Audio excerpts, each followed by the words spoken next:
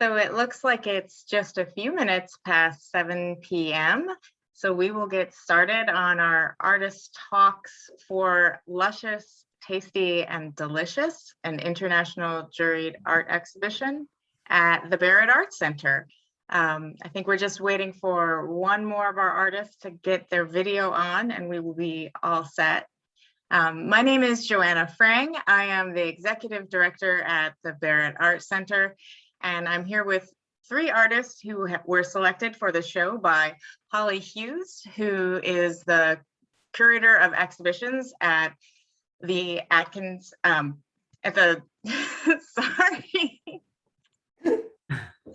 Wow, that's a slip from another juror who has been the juror for this show for us this fall. Well, it's going to be fall. The show is up and running until Saturday, September 11th. For this evening, we have two of our artists from New York and one artist joining us from California. And to start out the evening, I am just going to be very boring and go in alphabetical order in terms of the order of our artists speaking tonight. So actually very close to home here in Poughkeepsie. A little bit down the Hudson from us, we have Gerardo Castro, who will introduce his work to you, and I'll introduce each of the artists in turn, who will speak about their work, their process, and how they got to where they are, depending on what their work is. So I'm just gonna go ahead and let Gerardo start, and I'm gonna let him share his screen with us all. Well, first of all, thank you for doing this. It's always exciting to do these talks because everyone anywhere can see you and hear you. So thank you. I was so thrilled to be part of this exhibition because it was right up my alley. It was literally like a friend of mine said, this was meant for you, you know. The whole title, the whole thing of it, I was like, I know, it's pretty cool. So I live in Newburgh, New York. I am, my degree says painting, but I do more than paint. I am a visual artist, a creative. I love things that are tactile, things that seem to have a connection to history in some way, shape, or form. And I take all of that kind of stuff along with the traditional concepts of painting, and I merge them into what I do. So I will like to start with the painting that I submitted. And let's share the screen.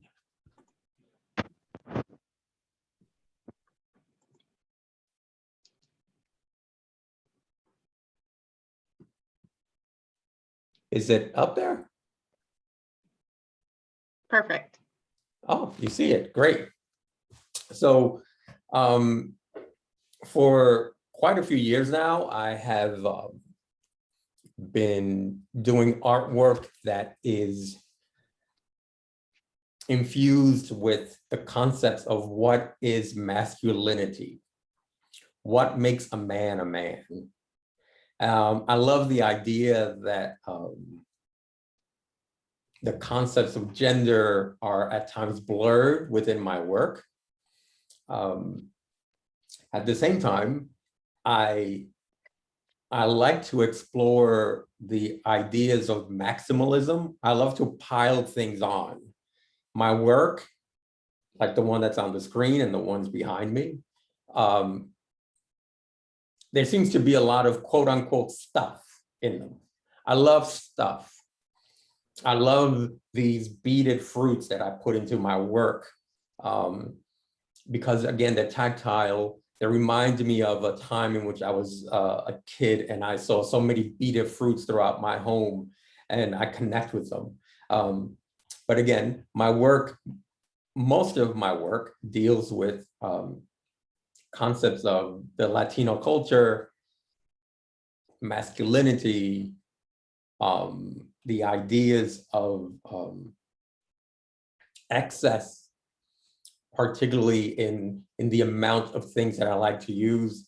I jokingly say all the time, I like to border on the line when enough is just not enough. I tend to add a little bit more. And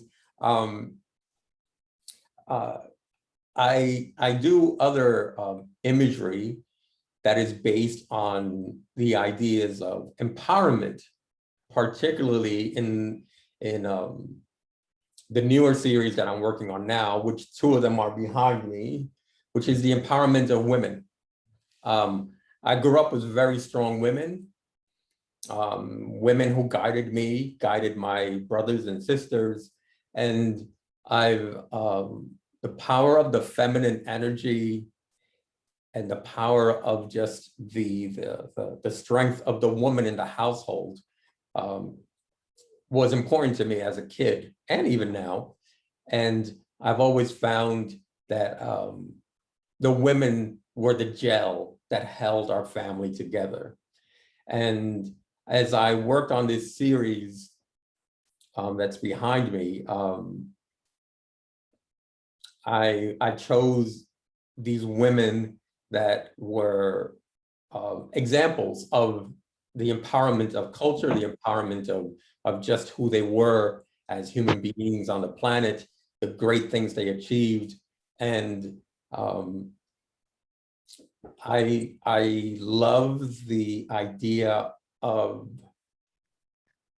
dealing with imagery that seems to connect at different levels. Because even if you don't connect with who the person is in the image, there's still the concepts of painting happening. There's space, there's rhythm, there's placement, there's composition, all these things that that take on the sense and sensibilities of my childhood, growing up in a house where color and sounds and music were extremely important.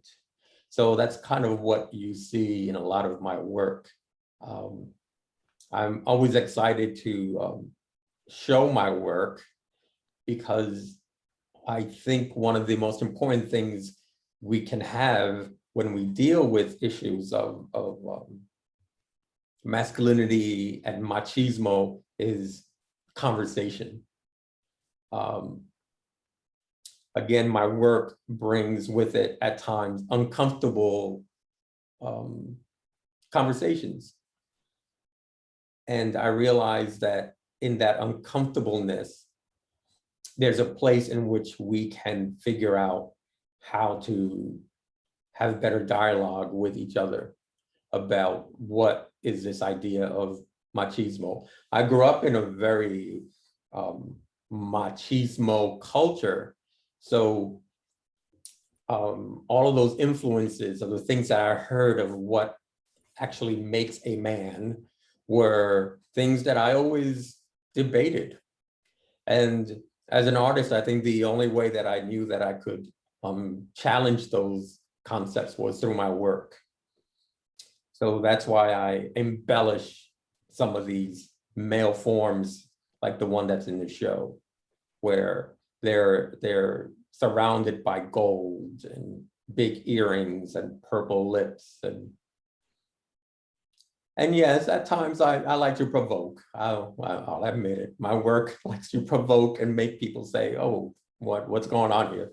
But that's the conversation. That's the beauty of the conversation.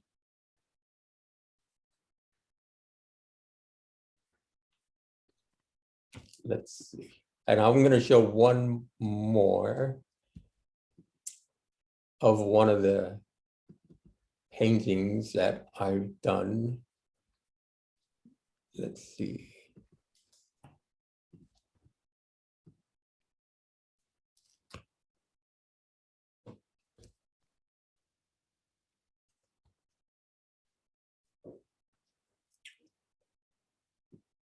I hope it's up on the screen. Oh, it came up, good. So this is from a series that I worked on for a few years with the idea of the shadow self. I worked a lot on my own transformation to be able to deal with a lot of the inner issues that I was dealing with as a teenager. And I always knew that within the dark spaces was light. Within the dark spaces were the answers. I learned to look, never to avoid those traumatic experiences. Actually, I had to face them head on. And within that facing of the darkness, I realized that within there was the answer. So it was kind of like these moments of revelation. So in this particular image, it's almost like the double-sided person that's somewhat meditating on what's within. Again, I don't shy away from the embellishments. There's actually beadwork, a lot of beadwork on the painting. There's wallpaper, there's beads, there's gold foil, there's embroidery, there's oil paint. I think I stopped because I couldn't find anything more in my studio to put in, but Wow. So, anyway. But I think that's kind of where I stand with my work. I'm always more excited to see other people's works. That's usually my story. When people speak, I'm like, well, let me see what you did. So I can't wait to see what everyone else is working on. Well, thank you so much, Gerardo. I think as we go through our different talks tonight, questions will come up, and then at the end we'll see where all these works, clearly our jury Holly has put them all together, but just how we see the kind of the base note of thematically running through, that we might have some questions to discuss. Yeah, sure. So I'm going to invite Carol to share her screen about her work, which is not overtly about food, but definitely hits the luscious and delicious and tasty in the kind of the second definitions of those words when you look in the OED. These words are great because they are loaded and they can be kind of understood on all these different levels. So Carol, please take it away. Okay. Hi, everybody. All right, I'm gonna share my screen.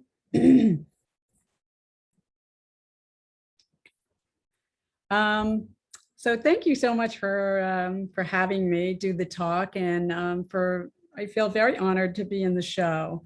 Yeah, I think there's a lot of interpretation for the luscious, delicious, tasty sort of theme. So all right, so I'm going to do a little lead up to the mermaids, the piece that I have in the show, and then talk a lot about the series that I did. So anyway, I am a painter, but I also started out as an illustrator. So I am just going to give you a brief little thing. It's one of my cats in the studio.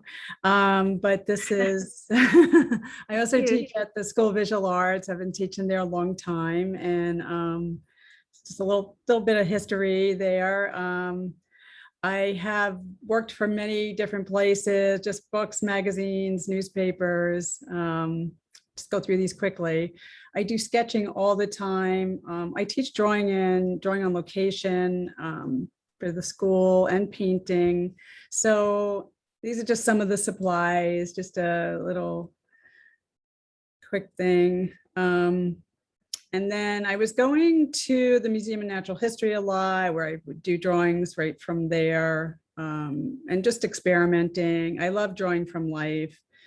I just bring a lot of different things to work on, with like paint markers, and just try some different approaches with drawing and painting and flattening things. So I also do a lot of different functions or events too. This was kind of a fun one with the bull riders. And I have like a really quick little video.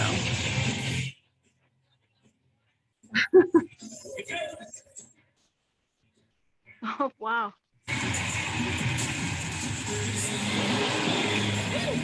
That was hard. I like capturing motion and energy and movement and trying to see what I can get. So let's see, where am I here? There's one more.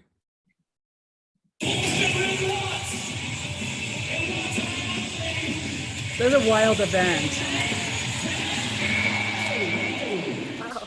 So paint market, whatever I have, I just, I just bring my sketchbook. They were nice enough to let me set up really in a great spot. The MTA has Music Under New York. If you've ever been in the subway, they have musicians, so they have auditions, and each musician gets about 5 minutes. So they let me set up and start to draw the musicians as they played. So it was very, very, very quick, but it's really fun. It's so much energy.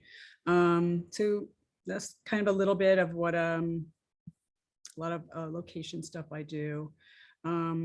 So then I do a lot of location painting as well. Just some things I bring. I'll just go through these quick. Gouache. I go to a lot of the gardens and just paint. I'll use watercolors, gouache, acrylic gouache. Sort of a painting process. Oops.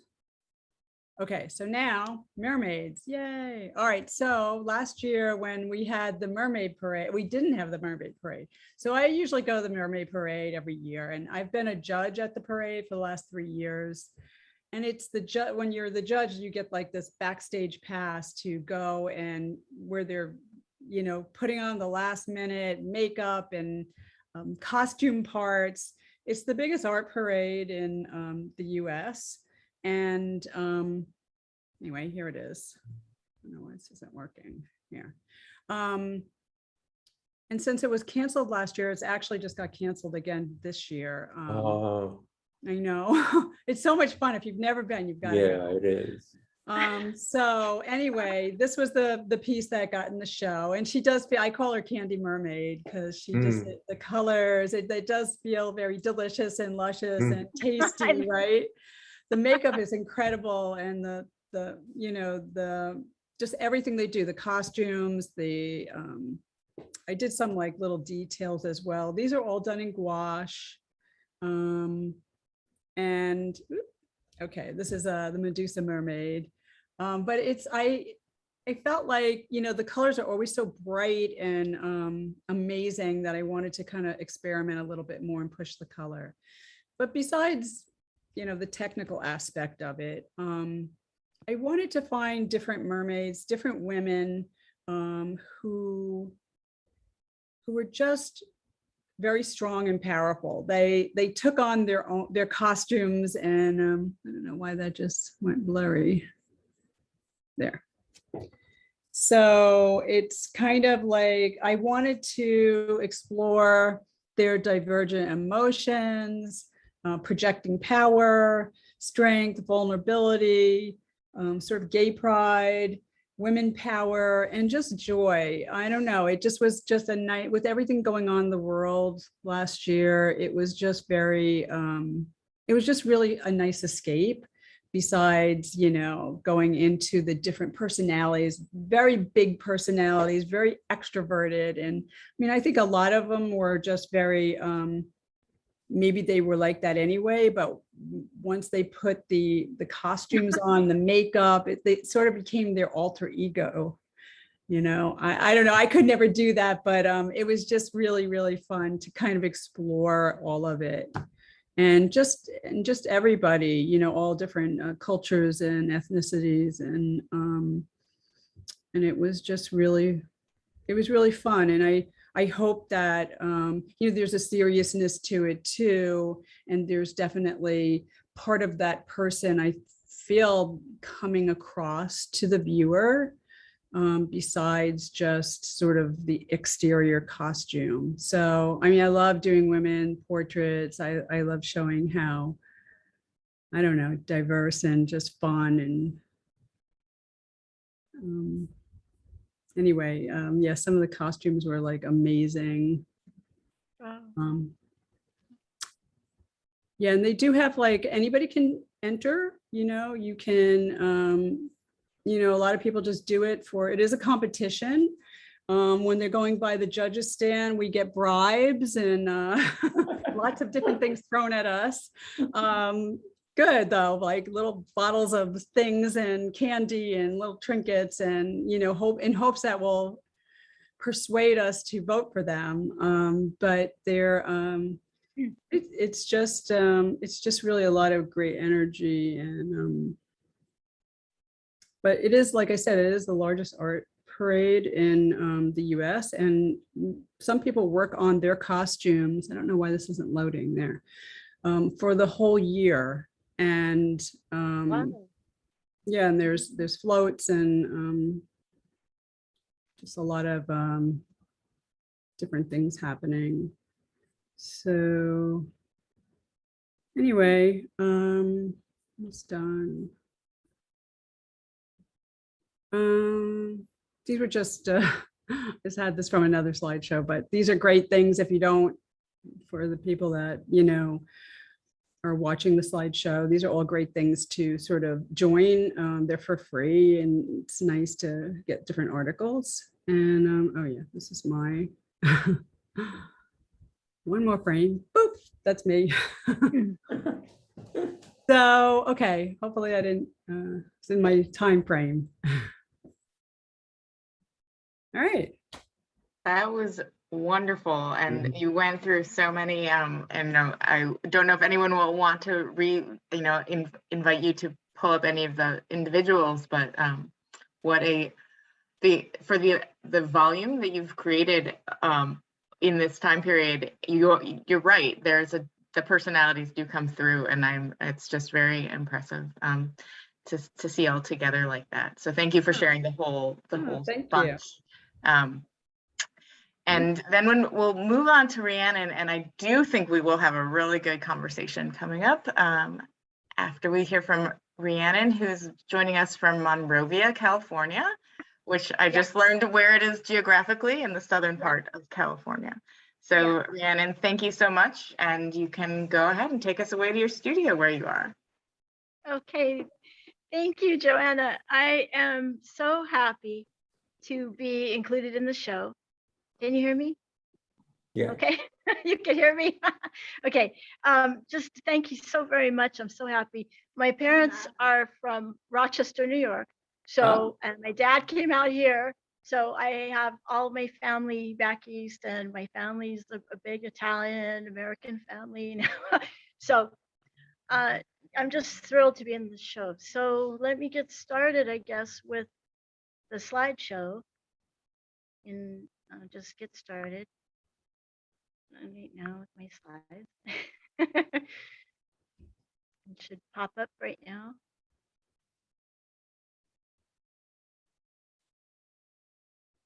And getting my slides going here.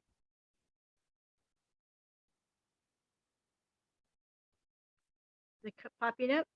We don't have them yet. Okay, just 1 second.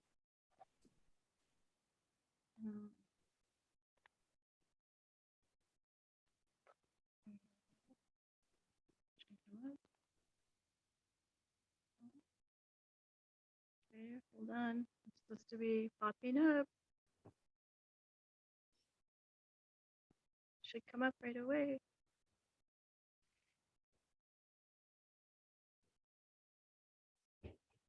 Okay. All right, here they go. Let's see. Are they showing? I hope. Not yet. Not okay, hold on. Wait a second.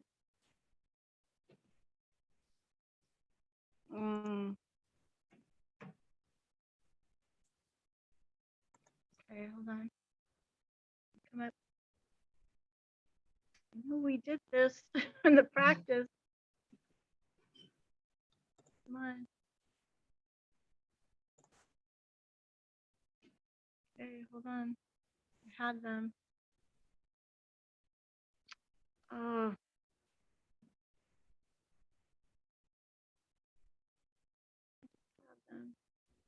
Come on. Can you still see me? We can't see you. So if you'd like to just put your video back on, we can see you talk to us in person, and I'll see if I can pull up. Okay, let me try to. Let me If get you'd like back. to, you can send me your slides if they're in a slideshow form in the PowerPoint, and I will pull them up on my end. Okay, let me try again.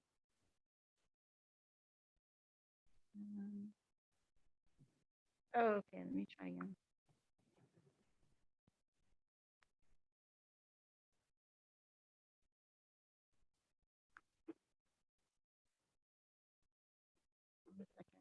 Oh, I know what I did wrong. Hold on, I know what I did.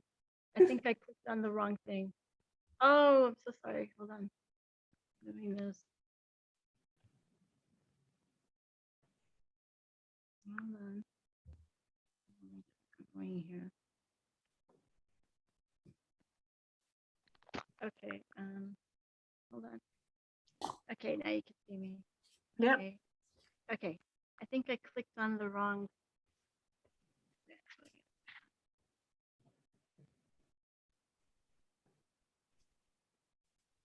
So beautiful, Joanna. Okay, I got it. I got it. Here we go. I love you. Love everyone. Okay. So share screen. Please pop up, please, please, please. Yes, you are a go. My, I'm so sorry. Okay. We'll edit that out in post-production. Okay, you can see my slides, right? Yes.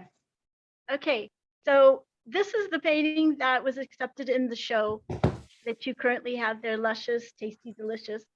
And it's an appropriation of the classic Herb Alpert album, which is called Whipped Cream and Other Delights. Mhm. And basically, about my work is that I am an artist that paints oil paintings, like photoreal oil paintings of the subject matter of Barbies and other dolls. And I set them up like little still lifes, and then photograph them with slide film, and then I proceed to do my paintings. And so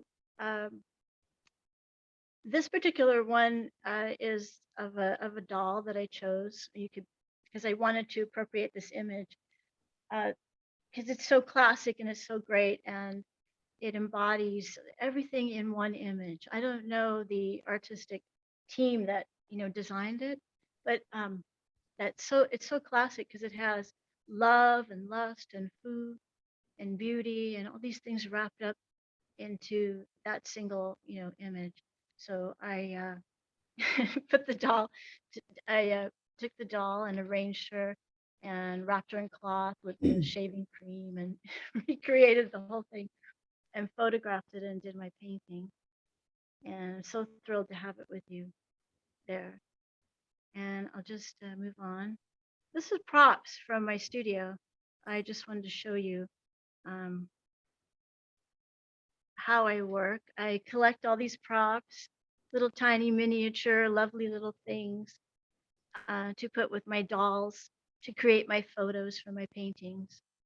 And that brings a very classic element to my work. And it's not just doing dolls in a silly way or anything like that. I want to incorporate all the things of life, a lot of classy elements, pop culture, antiques, uh, uh, spiritual items, and all these beautiful things to give the work dimension and to recreate what I believe that the dolls are all about. So I put other dolls with the Barbies, like this is a Puss in Boots doll. So I'm showing you around my studio props. And this is another painting, one of my paintings that's called Primo Talia, which means, or Primo Taglio, which is first cut, best cut, top cut, or the cold cuts with the dolls, which I did a few years ago. And again, it's hard to describe how I create, but it's a very intuitive process and just sort of feeling my way through of what I want to put the dolls with to create, different things that interest me and are interesting of the world. I want to talk about all different aspects of living and all different levels. And this is another doll. This painting is called Synergy. This is an oil painting that I did this last couple of years. And she's one with everything. And she has this one of a kind wig on her head. It's a little tomato wig with birds. And she's just in a flower shirt. And she's just all one with nature. And then the next one that I have is a painting called Pool Party, which is a really huge one. And I probably won't do anything this big ever again. But it's 9 by 8 feet. I could barely do it. And so it's in my studio here. It's in my studio here. And it's basically the dolls, and they're swimming and in the big swimming pool. And it's real life size, so it looks like you could kind of jump in with them. And the background is like you can interpret it in all different kinds of ways. It looks like a storm, or it looks like fireworks, or it looks like a nuclear war, or it was actually a chemtrails or whatever they are, those streaks all over the sky that I took photos of, and then I kind of put them together, and I thought it would be an interesting foil with the party, so that it kind of like looks like you're not sure what's going on, but you think it's a happy scene, and then you're not sure. And so that's called Pool Party. And this is Barbie and Ken. This is the first painting that I ever really did in the series. I was like in my 20s, and I had graduated from Otis. I'm a graduate of Otis College of Art and Design here in LA. And this is when I started the Barbie and Ken series. And it's a painting that I did. I just was inspired. I had done a painting of dolls before this. And then something sparked in my head. I opened my head up and I said, I think I'm gonna do Barbies. And this was one of the very first ones. And it had sold in one of my first shows. It belongs to someone who's in Germany now, I think. But it's a good sized painting. I think it's around 4 by 6, something like that. And this really started it. And then what I can say is that when I got into the subject, I just like to be like a child. I don't want to do Barbies like, Barbie's skinny, Barbie's a bitch, or this or that. I want to be like what they are, because I think it's a lovely thing for a child to play through and live through and live their dreams. And I think that's what the intention was of the whole creation in the first place. And it's lost its dimension. So, and then through playing with these scenes and making my paintings, one by one, I can say all kinds of different things about living in the world, So this is a painting of Mr. T and Farah, and I just thought they were interesting to put together for a painting because, it's unusual to put them together, and I don't like doing things that seem predictable. So, and they're great. To me, they have a great relationship because they're icons in our pop culture, and they're known for I think their heads, because she has a famous hair, a big hairdo, and he's known for his head, his gold chains and everything. So And this is currently actually in the show here in an online show in Laguna Beach right now called Icons. So that's Mr. T and Farah. This painting is called Vanity Fair. It's 4x6, and again, it's oil and canvas. And it's my love for pop culture. That's a beautiful illustration in the background that I found in a magazine. I'm always collecting all of these things, and it's from the 60s. And people say it looks like Cher, but I don't know. I don't know if it is, but I just think it's just gorgeous with all the hair flowing, and it's kind of just very beautiful. It's vanity, you know. And the doll is an example of a lot of dolls that I use are one-of-a-kind dolls. And this was made by a friend, Dan Lee, who's a doll designer.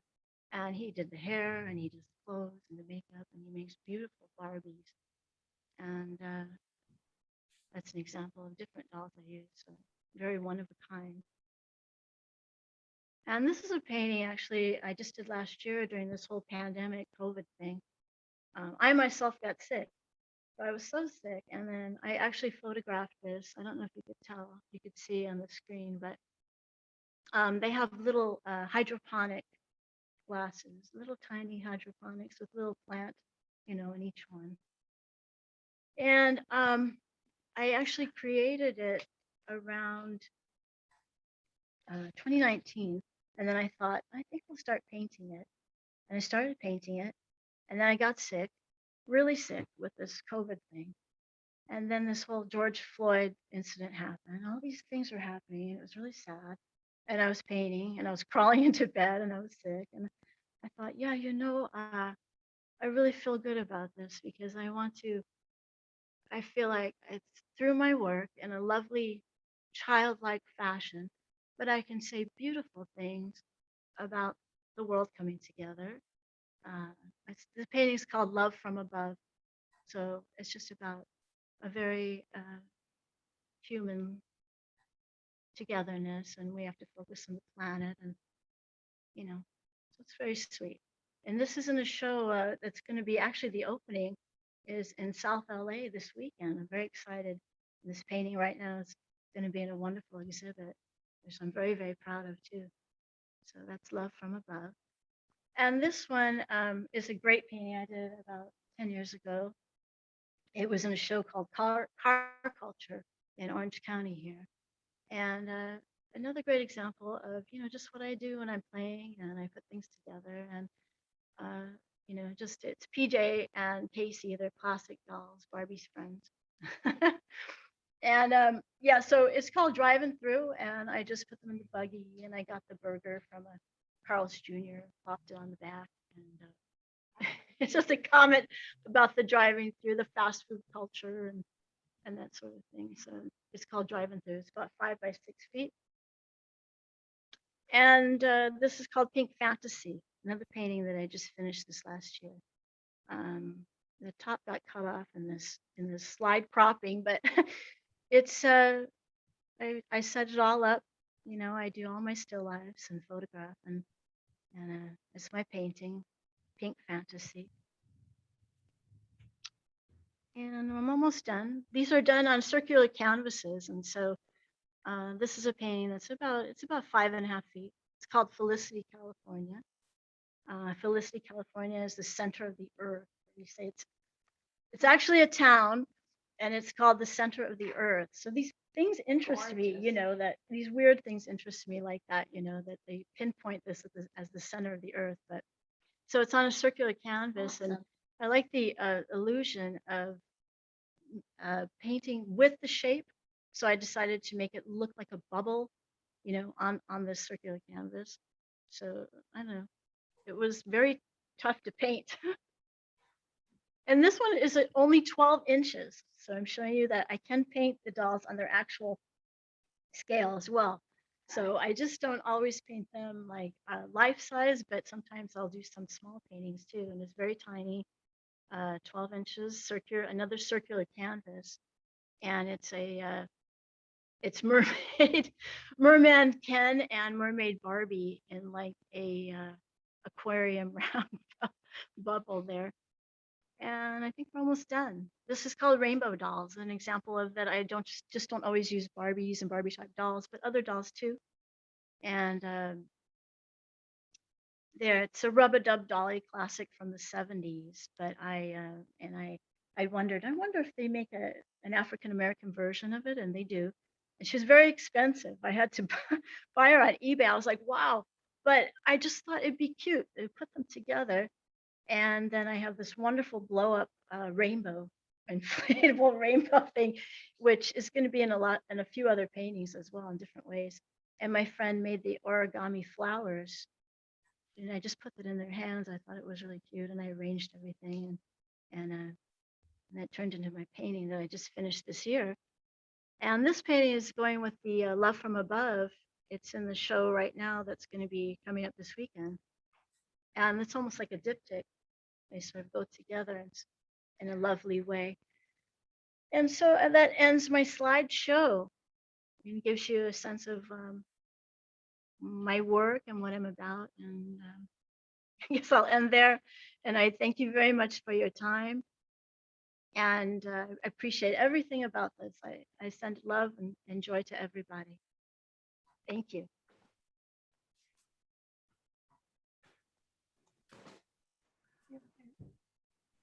Wow, thank you so much, Rhiannon. I am just struck by how much we could talk about iconography. We could talk about scale. We could talk about ideals. We could talk. I mean, there are lots of ways to go with this, and so I'm going to actually invite one of you to get started with a question, and we'll see where we go. But if I do actually have a question about the two that are on the circular canvases, Rhiannon. Yeah. Are those actually posed in bubbles, like in some sort of like plastic, like aquarium kind of?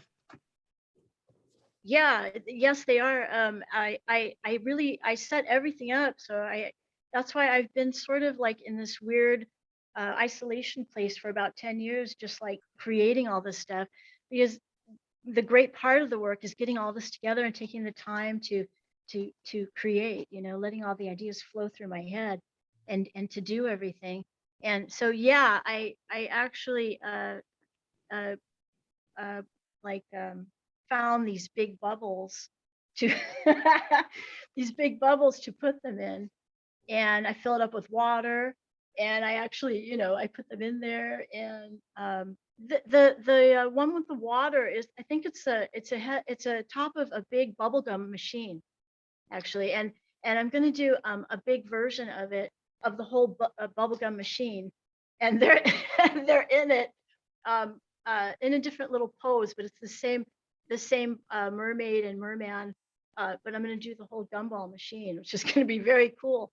But yeah, that is actually that way, and I photographed it, and then I do my paintings from my slides, and the same with the other one too. And so I have more.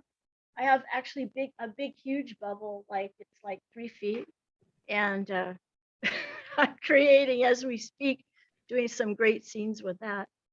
But yeah. That is amazing.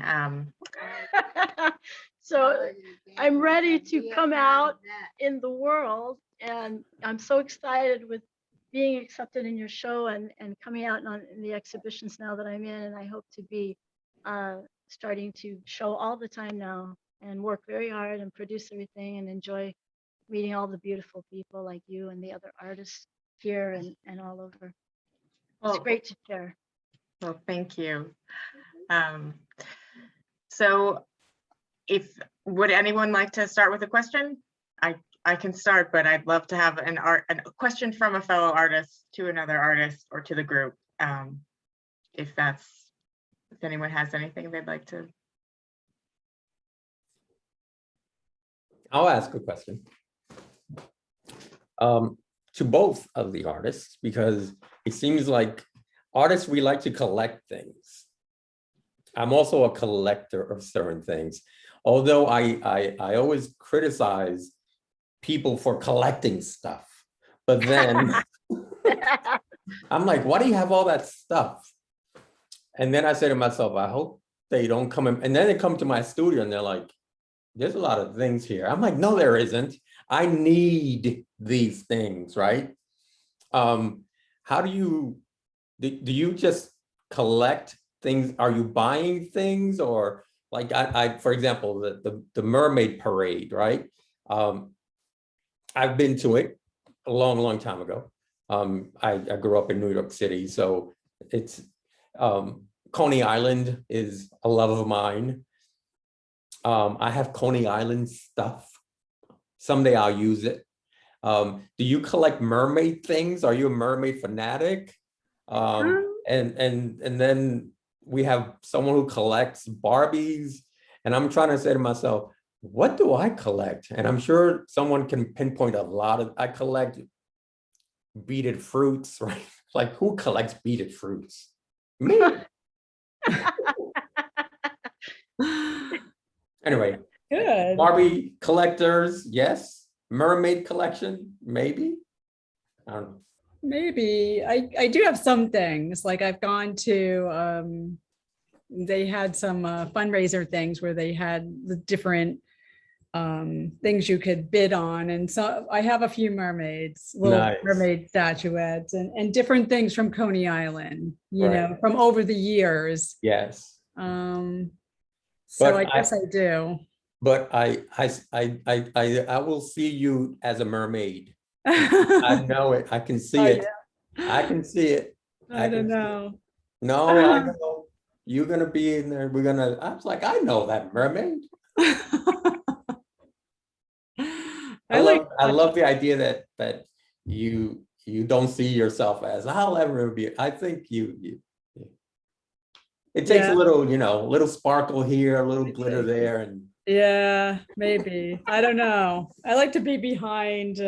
I know we do. Yeah, scenes, right? I don't want to be in spotlight. one of my paintings either, but Yeah, yeah. But yeah, I love the whole idea of the strong women too, and the strong women, how women are so important to you in your work. And I think that's great because women are really strong and do a lot of the rearing. Always. Yeah. So do you collect a lot of Barbies? Well, it turned into that, but yeah. But I don't, honestly, I can't stand having a lot of stuff. So what it is like I use it and then I have to sell it on eBay. So I turned into like this. Yeah, I turned into like I'll use it and then I sell it and then I'll get something else and sell it because I really don't want a lot of stuff around when I'm tired of it, Then I want something new. But yeah, it became that way. But I don't like to have a lot of stuff. I just wanted to use it and then do the paintings, and just yeah, I don't want to be like this weirdo with a lot of stuff. No. But I have my favorites, my favorite the classic line and a couple of favorites. Do you keep all the dolls though and just sell the props, or do you also sell the dolls? Because the dolls look like so special and meaningful. I sell a lot of them, but I just like to keep some of the favorite ones, like the ones that my friends make that are the one of a kinds or the classic line or something. But I have sold a lot of stuff because I don't want like too much stuff around once I'm done with it and I'm tired of it too. I like to use things about 3 times or so in different ways and then move on. Oh, yeah, you look like you have a lot of props there, though. It yes, looks like it's a constant flow, an ebb and flow of different things. Then, so you don't get too. It's good. It's good. Okay. So one of. Oh, go ahead. Go ahead. No, I was going to say both of your works are so colorful and exciting. I mean, Carol's work is like it looks like so glittery, like I love the intense colors that you use in their faces and their hair. I wish I could see it in person. Well, thanks.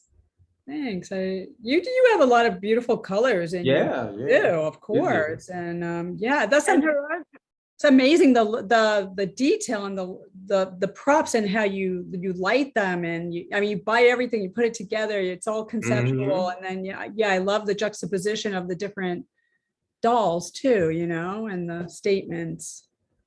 Yeah, it's Beautifully painted. I can't believe that some of them are so big too, with that much detail. Yeah, they are big. They take time to go through. That takes me not too long because I work and work and work. I work a little every day, like a few months to get through each painting, round and round and round. And Gerardo's work Yes. is so exciting too. Gosh, I love like it's like the sculptural element, the fruit, glitter. Yeah, gorgeous. Yeah, those frames and all the added on beaded fruit. I wish we could see the two women behind you a little closer. Those look so amazing. Oh, thank you. Your new series. Yeah, thanks.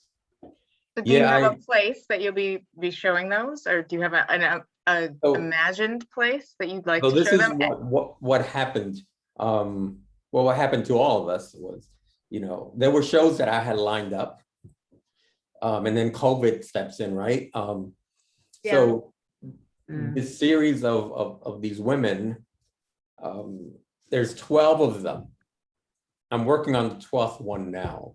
I love numbers, and 12 is a very powerful number to me. And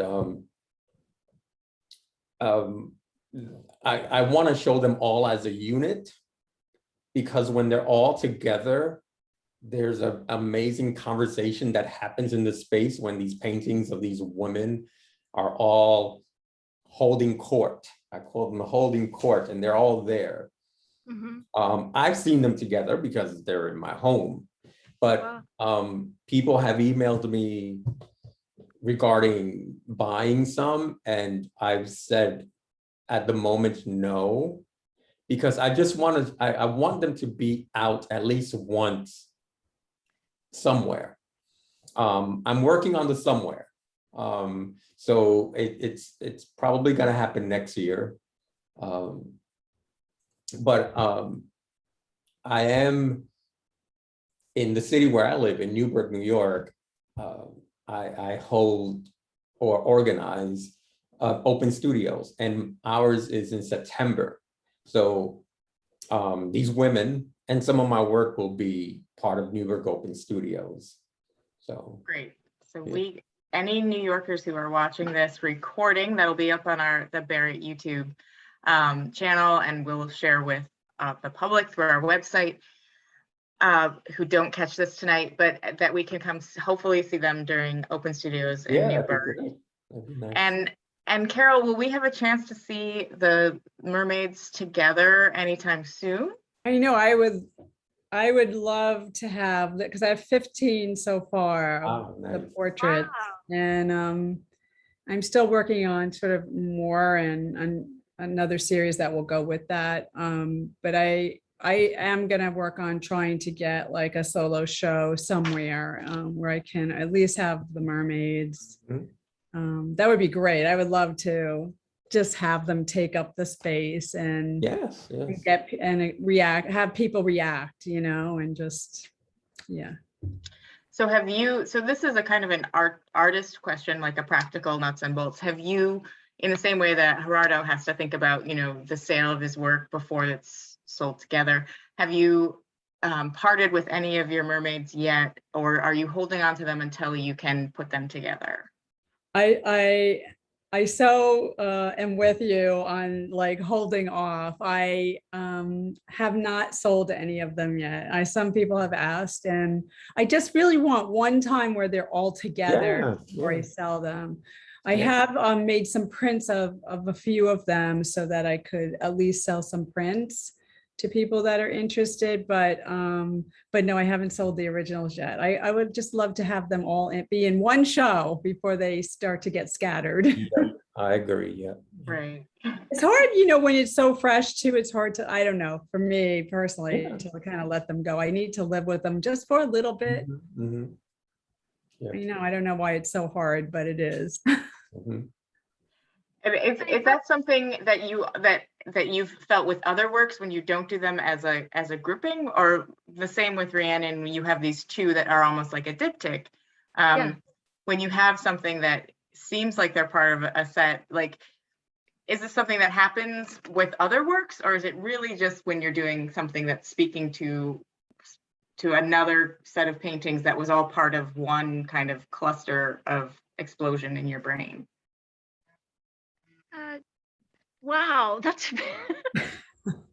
it's weird because well, for me, like when I'm creating, so I get on this train of creation. So I do this, I'm doing something, and then it sparks.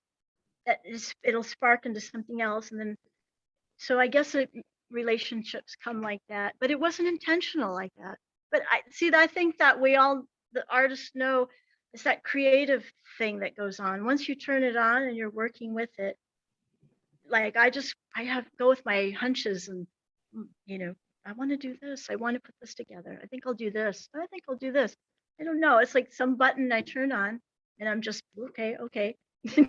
So I think but I think you're right. I think doing one and then it kind of sparked the other idea, but it wasn't intentional. That's when it turns out great. I think all the artists, that's when that happens. That's like those great creative moments, right? They just are big surprises, right? You're just doing it, and then wow, just happens when you don't plan it. I think you're not planning it, and yet it looks like you did plan it, right? Yeah. You're creating. Yep. Yeah. Well, I just wanted to ask something for Barrett Art Center is now affiliated with the Artifact, which is really kind of fosters and helps young people find their creative voices to promote social change, positive social change. And I'm also, we're looking at different pathways that kind of the arts can open up for young people.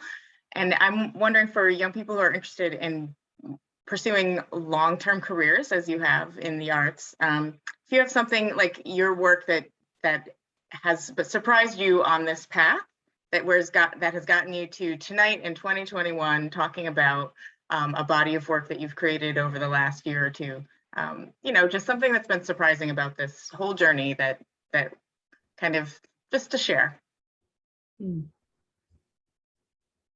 Especially maybe just over the last even year and a half, if there's something that strikes you about what's been happening lately, what sparked these creative projects. Well, this is one thing I always tell young people, because they use this word sometimes when they speak to older or elder artists. Are you famous? And I try to, that idea of fame is a very strange concept, right? I tell them that what you should be focusing on is just doing your work. Stop and I know that social media consumes a lot of young people, and likes means that, oh, I must be good, I have many likes. But I've learned that what has helped me get through is that I work with subject matter and or with institutions or with individuals that I get to show who I am as an artist, that I'm genuine to my concepts and ideas, that I'm true to who I am. I'd look back, I don't think I've ever fallen into the trap of trying to paint something because it was trendy.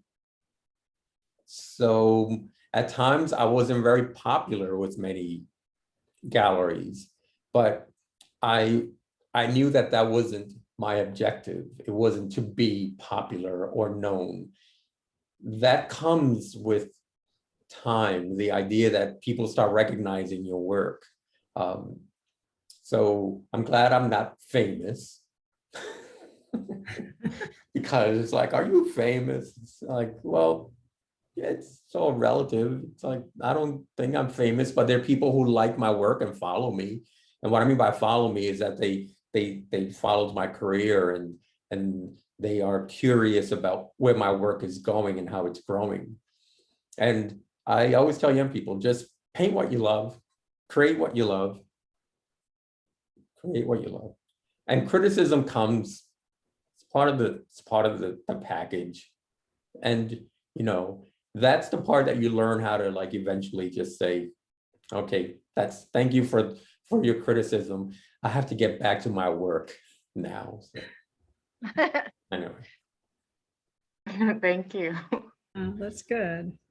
Yeah, I think for me, like what maybe happened over the last year and a half or year, I guess with so many things that have happened in the world that were not positive and that were, it was hard to watch the news after a while, the pandemic, the riots. Of course, I want to know what's going on.